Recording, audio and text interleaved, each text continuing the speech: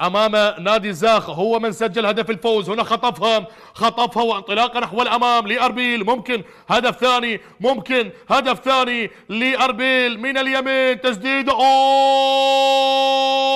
جول جول جول جول جول جول جول جول جول جول. مصطفى قابيل يسجل ثاني اهداف اربيل. الله الله الله، القلعة الصفراء تعود مرة أخرى لتضيء المصابيح للوصول إلى طريق النور بعيدا عن الظلام. خطفها مصطفى قابيل، انطلق مصطفى قابيل، خلق المساحة لنفسه، وبعد ذلك هوب سجل هدف ثاني رغم الطرد، رغم النقص العددي. اربيل يسجل ثاني اهداف اللقاء، واي هدف واي مرور واي تسديده. الله الله الله الله الله الله يا مصطفى يا قابيل.